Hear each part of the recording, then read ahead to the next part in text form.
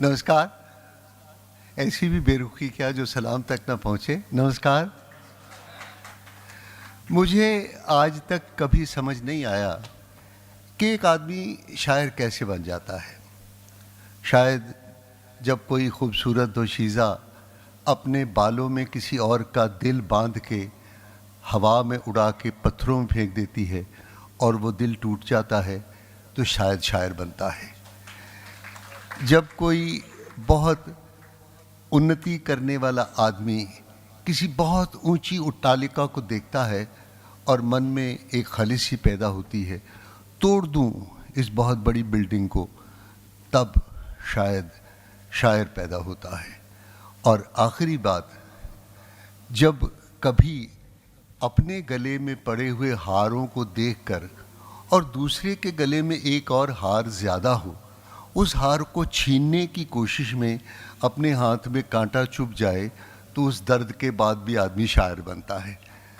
लेकिन बहुत सुंदर जवाब शाहिर देते हैं इसके बारे में, और उन्होंने अपने दिल का एक पर्दा सा उठा के हमारे सामने रख दिया। किसी ने उनसे कहा, क्यों लिखते हो, क्या लिखते हो? तो उन्होंने बहुत सरल सहज भाव से जवाब दिया कि दुनिया ने तजुर्बात व हवादिस की शक्ल में जो कुछ मुझे दिया है वो लौटा रहा हूँ मैं। इस पे तालियां शाहिर साहब के लिए होनी चाहिए थी, मेरे लिए जरूरत नहीं। ज़िंदगी शुरू होती है जैसे अक्सर होता है, इश्क हो जाता है और तुम अपना रंजो गम अपनी परेशानी मुझे दे दो।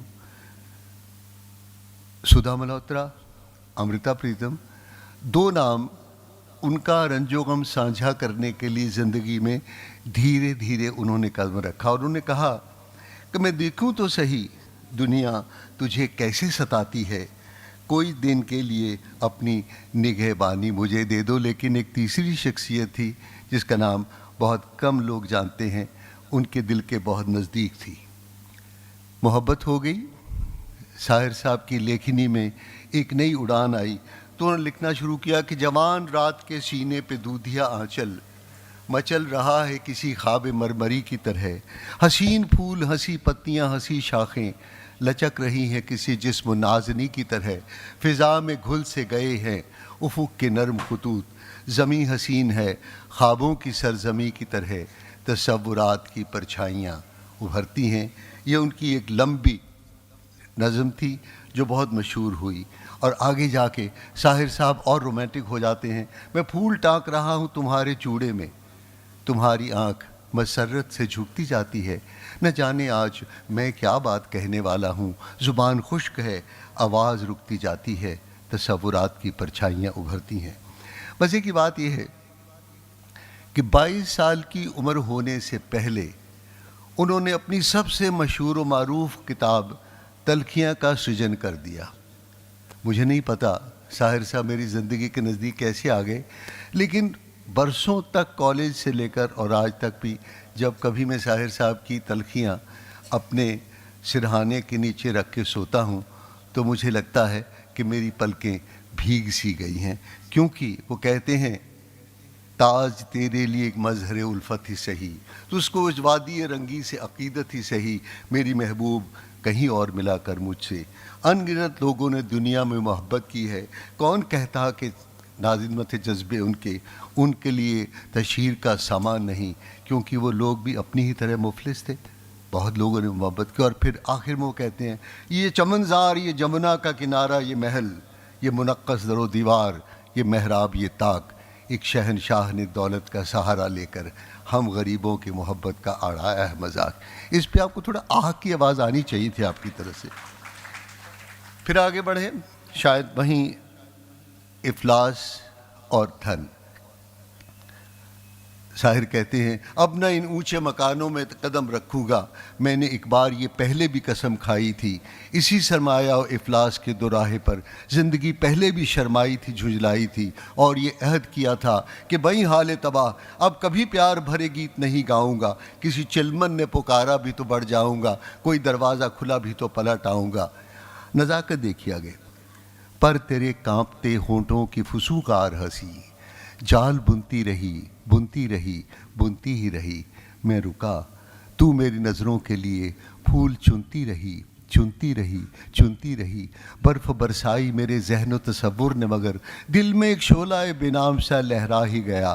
तेरी चुपचाप निगाहों को सुलगते पाकर मेरी बेजार तबीयत को भी प्यार आ ही गया। तो फिर से मोहब्बत, लेकिन एक बार फिर टूटी मोहब्बत। अब वो रुखसत हो गई पालकी में बैठकर, और इनके सेहरे के फूल कहीं इंतज़ार करते रहे। और देखिए यहाँ फिर जुदाई की नज़ाकत की तस्वीर जो शायर खींचते हैं, शायद उनकी प्रेमिका की सुहाग रात है, फूलों की लड़ियाँ हैं, उनका दूल्हा पहुँच चुका है। शायर साहब सुनसान किसी कोने में बैठे हैं और अपनी लेखनी से लिख रहे हैं कि तुम आज हज़ारों मील यहाँ से दूर कहीं तन्हाई में, या बज़्म तरब आराई में। गौर फरमाइएगा, तुम आज हज़ारों मील यहाँ से दूर कहीं तन्हाई में, या बज़्म तरब आराई में, मेरे सपने बुनती होगी बैठी आगोश पराई में।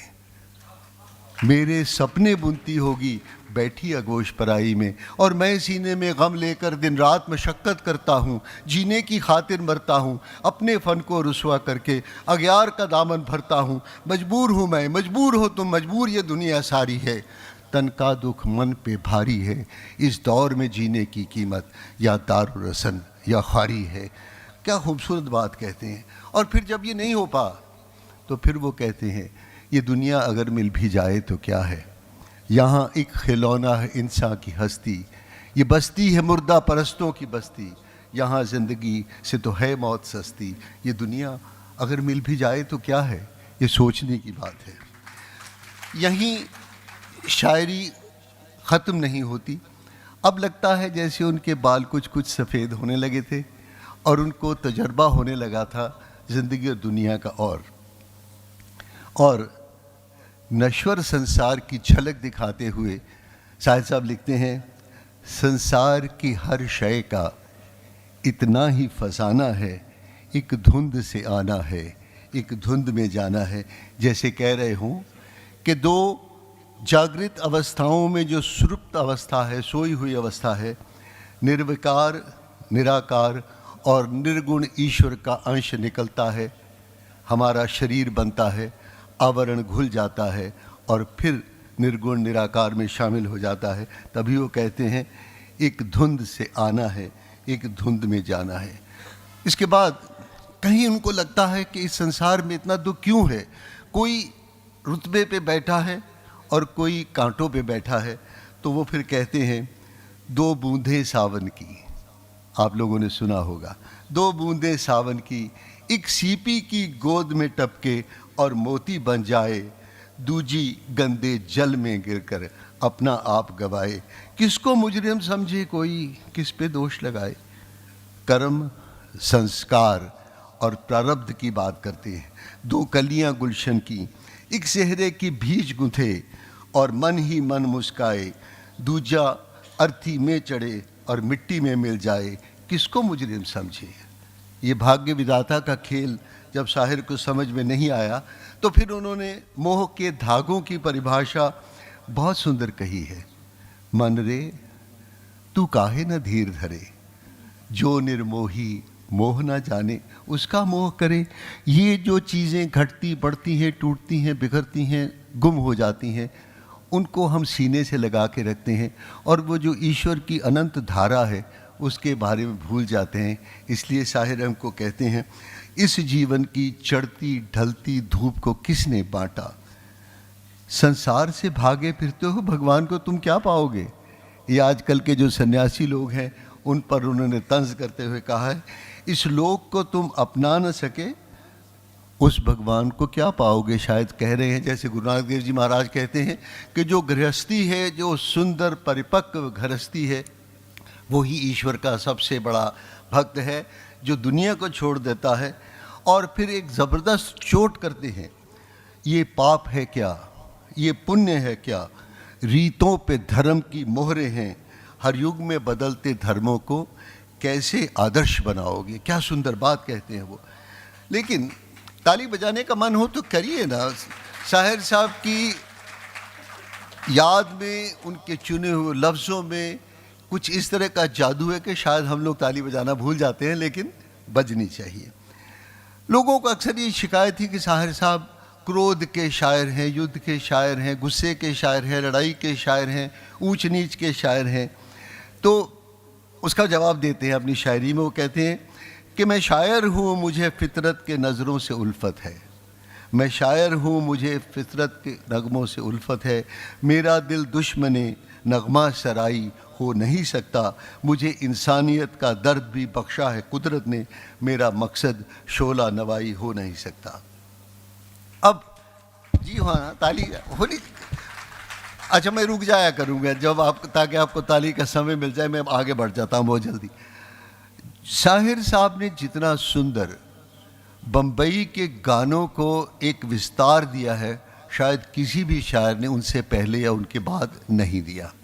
कुदरत के नज़ारों को इस तरह उन्होंने हमारे सामने, पहले क्या होता, तू मेरा मैं तेरी, तू ले जा मैं ले जा, तू खा ले मैं खा ले, ठा ठा ठा ठा।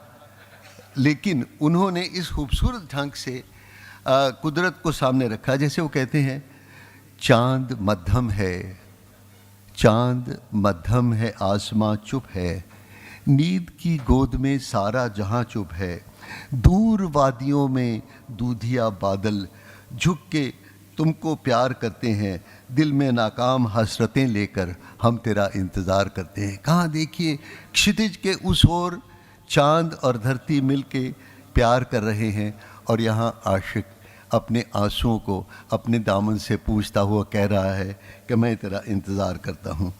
और फिर रिश्तों के बारे में बहुत सुंदर बात कहते हैं। वो रिश्ते टूटते बनते रहते। वो कहते हैं, चलो एक बार फिर से अजनबी हो जाएं हम दोनों, न मैं तुमसे कोई उम्मीद रखूं दिल नवाजी की, न तुम मेरी तरफ देखो गलत अंदाज नज़रों से। बड़ा मुश्किल होता है जब प्रेमिका छोड़ के चली जाए तो गलत अंदाज नज़रों से न देखें, लेकिन कहते हैं, वो कहते हैं। और फिर चलो एक बार फिर से अजनबी हो जाएं, कह तो दिया, मेरे हमराह भी हैं रुसवाइयाँ मेरे माजी की, तुम्हारे साथ भी गुजरी हुई रातों के साए हैं। बहुत सुंदर बातें हैं, बहुत नाजुक बातें। और आखिर में आपसे इजाज़त देकर उनके बहुत ही दिल नवाज छोटी सी नज़्म है। हम आपकी आँखों में इस दिल को छुपा दे तो, और जवाब मिलता है, हम मूंद के पलकों को इस दिल को सजा दे तो, हम आपके कदमों में गिर जाएंगे गश खाकर, उस पर भी न हम अपने आंचल की हवा दे तो हम आपकी। बहुत बहुत शुक्रिया। मैंने साहिर का चलते चलते तेज़ी से एक छोटा सा परिचय देने का प्रयास किया है। मुझे उम्मीद है कि साहिर साहब तक आपकी तालियों की आवाज़ ज़रूर पहुंचेगी, और उनको लगेगा कि पंजाब की इस धरती में, लुधियाना के इस शहर में, और ये उस आदमी ने जो जब उसकी माँ पाकिस्तान में रह गई, मुसलमान थे लेकिन उसको लेने गए, वहाँ से लेके आए, और इनका बाप इनको छोड़ना नहीं चाहता था, बहुत क्रूर ज़मींदार था, माँ पर बहुत अत्याचार करता था।